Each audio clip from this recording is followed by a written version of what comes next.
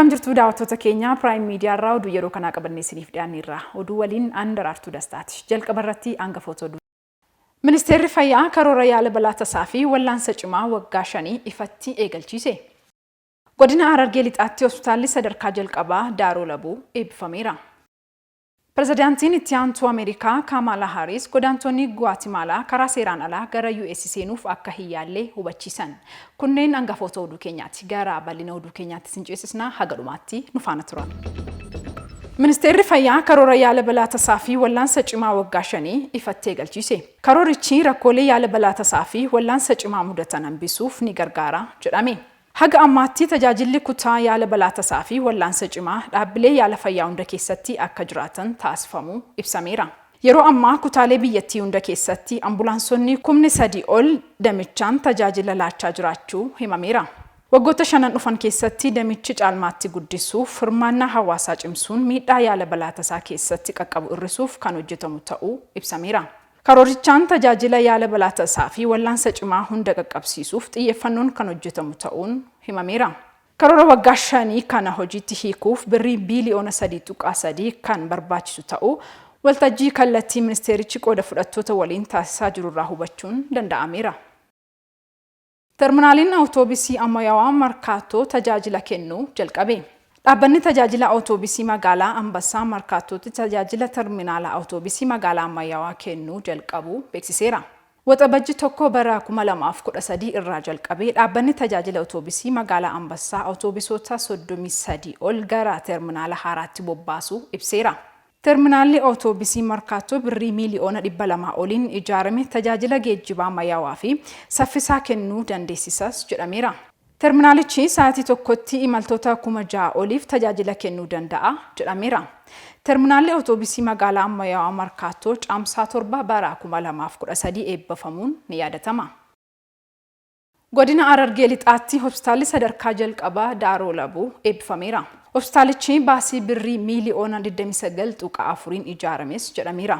Sirna eebba piroojeektichaa irratti itti aantuun pirezidaantii fi qindeessituun kilaastera magaalota naannoo Oromiyaa Aadde Caaltuu Saanii fi hooggantoonni hojii mootummaa naannichaa fi godinichaa argamaniiru. Ijaarsi hospitaalaa kun bara 2005 irraa kan eegale yoo ta'u, meeshaaleen yaalaa adda addaa guutamuu fi ragaan waajjira kominikeeshinii godinicharraa argame ni mul'isa. Jilli sadarkaa itti aanaa pirezidaantiitti qindeessaa kilaastera misooma baadiyyaa Oromiyaa Dr. Girmaa Amantiin durfamu godina Qellem Wallaggaa aanaa 3 caanqaatti sagantaa ashaaraa magariisaa jalqabsiiseera. Jilichaan sadarkaa itti aanaa pirezidaantiitti qindeessaa kilaastera misooma baadiyyaa Oromiyaa Dr. Girmaa Amantee hoogganaan biiroo misooma qabeenya bishaanii fi enerjii Oromiyaa Dr. Injiinar Abtaamuu Tafaa dabalatee hooggantoonni naannoo fi godinichaa biroon hammatamaniiru. Dr. Girmaan bara kana godina Qellem Wallaggaa keessatti hojii nageenyaa tasgabbeessuun cinatti hojii misoomaa fi hojiin qabeenya uumamaa hojjetame fakkeenyummaa olaanaa qaba jedhaniiru.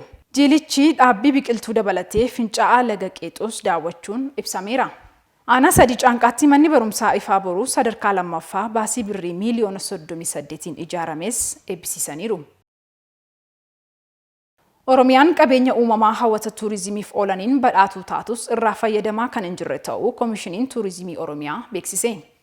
Qabeenya uumamaa hawwata tuurizimii akka biyyaatti jiran keessaa persentii 50 Oromiyaa keessatti kan argamanis itti fayyadamummaa irratti garuu naannichi sadarkaa 6ffaa irratti kan argamu ta'uun ibsameera.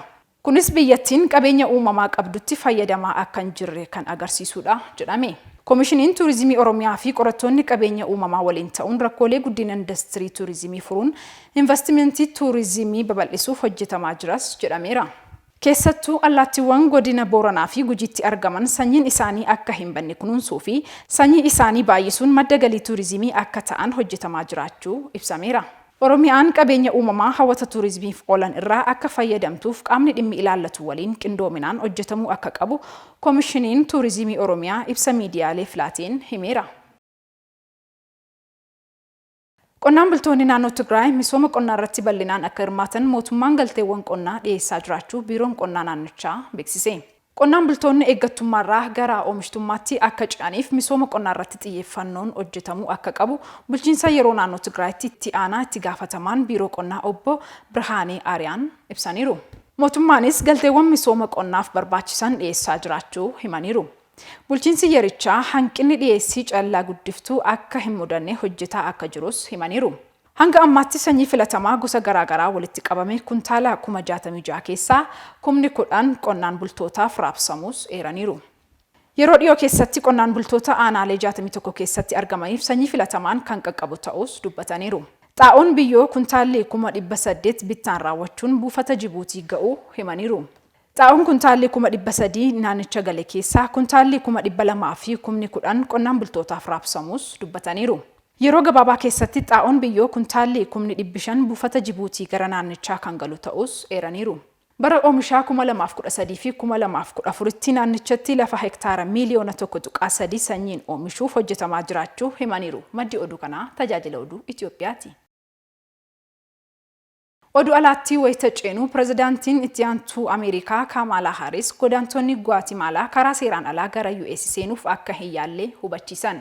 Kamala Harris erga aangootti dhufanii as imala daawwannaa hojii kan jalqabaa gara Guatemala taasisaniin godaansi seeraan alaa gara US taasifamu hedduu yaaddessaa ta'uu ibsanii namoota hedduus kotorbaandiif saaxilaa jira jedhaniiru. Kanaafis lammiileen Guatemala godaansa seeraan alaa gara US akka hin seenne yoo seenan gara daangaatti akka deebifaman akeekkachiisaniiru. Joe Biden dhimma godaansa seeraan alaa Ameerikaa kibbaatti babal'ataa dhufe akka to'atan Kamala Harrisiif itti gaafatamummaa kan itti kennan yoo ta'u, daawwannaa gara Guatemalaatti taasisan madda rakkoo kanaa malaammaltummaa biyyattii keessa jiru dabalatee dhimmi dinagdee qorachuun furmaata waaraa barbaaduuf jedhameera. Godaansa seeraan alaa gara US taasifamu ilaalchisee pirezidaantiin itti aantuu Ameerikaa Kamala Harris pirezidaantii Guatemala Alejandro Giammattei akeekkachiisaniiru.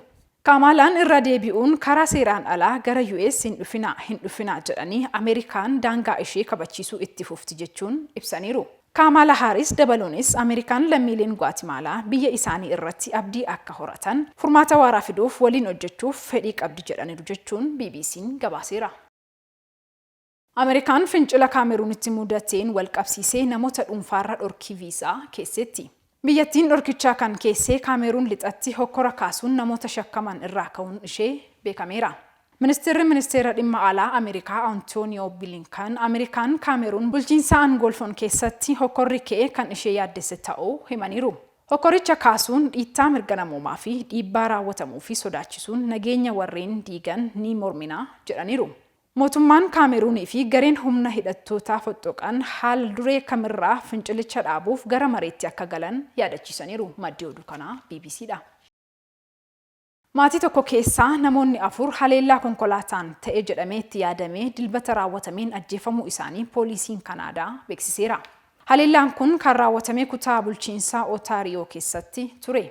Maatii miidhaan irra ga'e kana keessaa mucaa dhiiraa umuriin isaa waggaa 9 qofti kan lubbuun hafe yoo ta'u, innis miidhaa cimaan irra ga'ee hospitaalatti wallaanamaa jiraachuun himameera.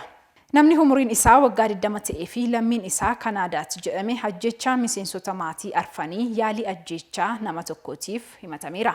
Haleellaan kun kan erga bara 2017 keessa masjiida magaalaa Keebuk keessatti raawwatamuun namoota 6 ajjeeseen as Kanaadaa keessatti isa baay'ee hamaadha jedhameera jechuun BBC'n gabaaseera.